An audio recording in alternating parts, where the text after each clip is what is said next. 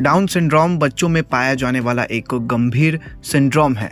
अब इस स्थिति में ग्रस्त बच्चों की त्वचा चपटी, नाक दबी हुई, छोटे छोटे हाथ पैर, उंगलियां, छोटी गर्दन और कान जैसी समस्याएं देखने को मिलती है। अब ये लक्षण बच्चों की ग्रोथ होने के साथ ही नजर आने लगते हैं।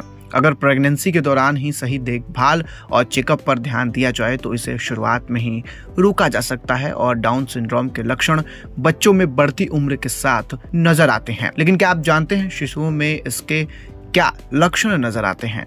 लेकिन उससे पहले नमस्कार, मैं आशुतोष उपाध्याय और आप बोल्ड स्काई देख रहे हैं। तो आइए सबसे पहले समझते हैं कि आखिर डाउन सिंड्रोम है क्या। डाउन सिंड्रोम की स्थिति तब पैदा होती है जब किसी शरीर में क्रोमोसोम लेवल बढ़ जाता है। क्रोमोसोम शरीर में कई छोटे छोटे जीन से मिलकर बनते हैं।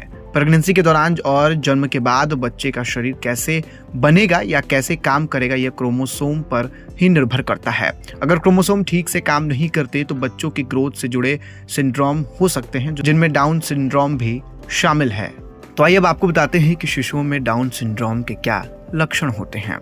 शिशु पैदा होने के साथ हाइपोटोनिया के संकेत हो सकता है, जिसमें मांसपेशियों की टोन में कमी आती है। अब ऐसे में बच्चे की सपाट नाक के साथ छोटी और चपटी नाक हो सकती है।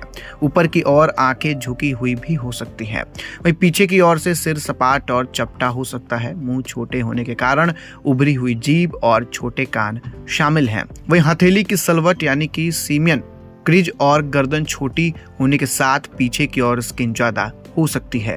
वहीं कुछ नवजात शिशुओं को दूध पीने में कठिनाई होती है। अब इसे भी डाउन सिंड्रोम के साथ जोड़कर देखा जाता है। वहीं कुछ शिशुओं में जन्मजात के साथ हृदय संबंधी समस्याएं होती हैं, जिनमें सबसे ज्यादा एट्रियोवेंट्रिक्युलर स्पेटल दोष देखा जाता है, जो लगभग 50% मामलों में देखा गया है। तो आइए अब आपको बताते हैं कि डाउन सिंड्रोम का खतरा कैसे कम कर सकते हैं। अगर प्रेगनेंसी के दौरान और इससे पहले कुछ टिप्स फॉलो की जाए तो डाउन सिंड्रोम का खतरा कम किया जा सकता है। सही उम्र में प्रेगनेंसी प्लान करने से डाउन सिंड्रोम के खतरे को रोका जा सकता है। वहीं प्रेगनेंसी के दौरान फॉलिक एसिड और आयरन वाली चीज़ों का सेवन ज़्यादा करें। प्रेगनेंसी में कॉम्प्लिकेशन का खतरा रोकने के लिए हेल्दी वेट मेंटेन रखें और हेल्दी डाइट भी फॉलो करें।